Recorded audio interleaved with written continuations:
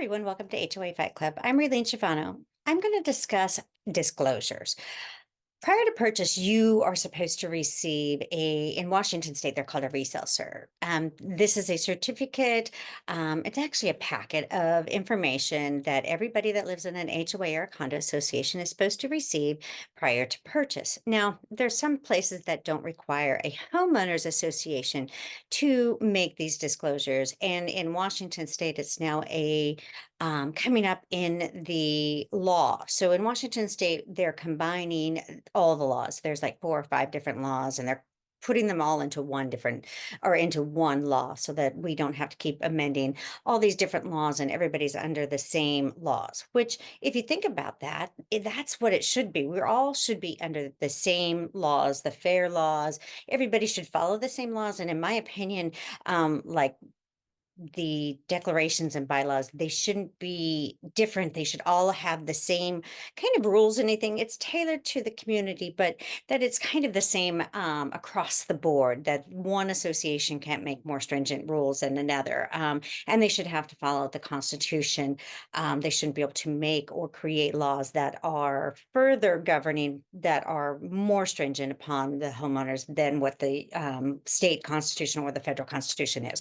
So anyways, the disclosure is really important prior to purchase. So the Northwest Listing Service, which is the realtors department in Washington State, does not want to wait the 10 days. They don't want the resale certs.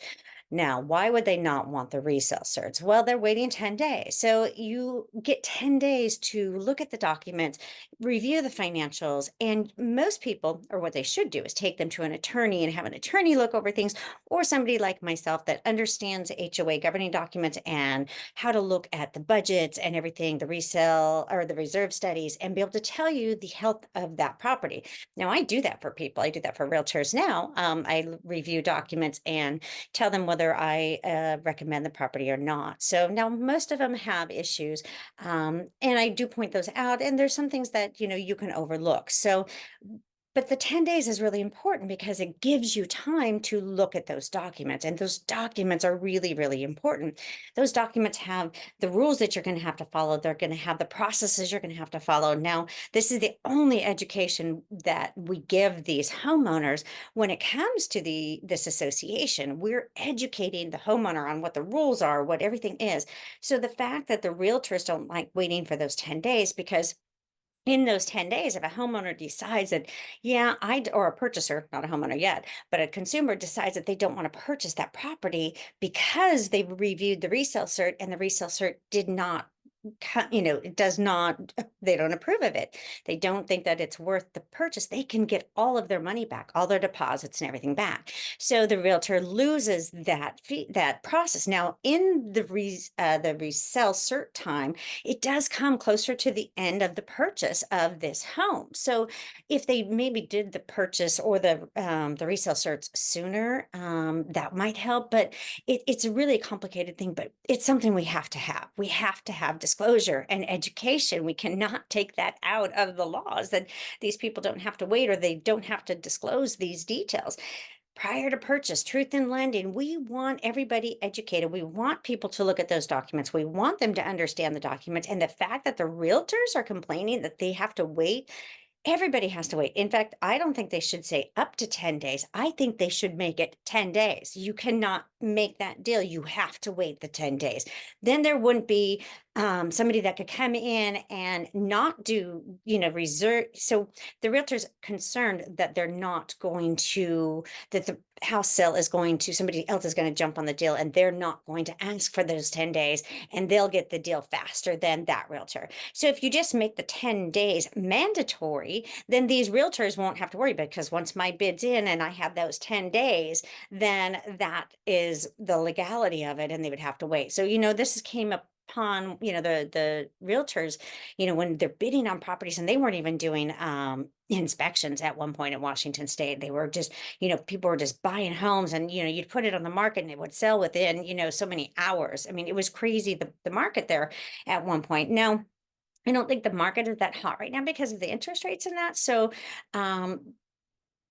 But still, it doesn't matter what their interest rates, what the time frame is. We should want disclosure. And I think that it's really important that we have that disclosure and we have that education and we require those homeowners to look at those documents, make it a mandatory 10 days. You need to look at these documents. You need to understand them.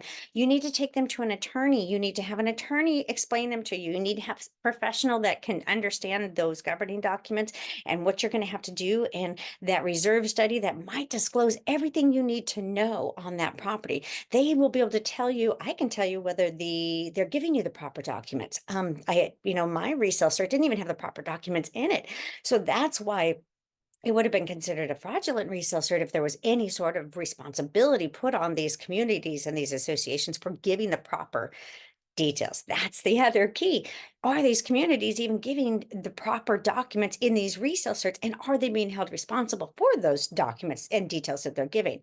Which the answer is no, they're not. They're not held responsible for any of that. So when they get those resale certs and they have the improper information in them, it's still a mess because nobody's held responsible for that. And then it just leads that homeowners now in that community, and their only recourse is to file a lawsuit in civil court and show damages. Now, to prove damages, it's an impossible task we're asking for these homeowners to do.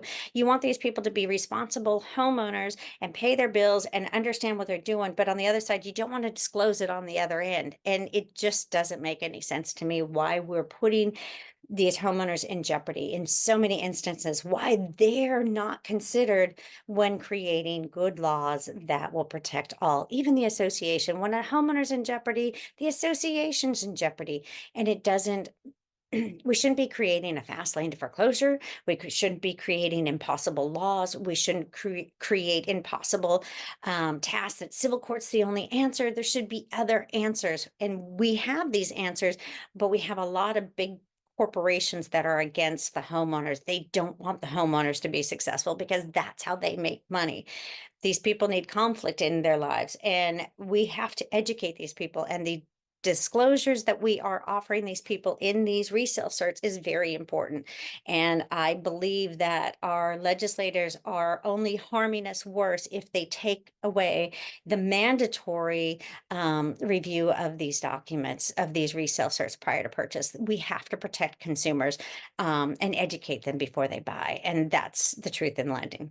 All right, you guys, I'll see you on the next one.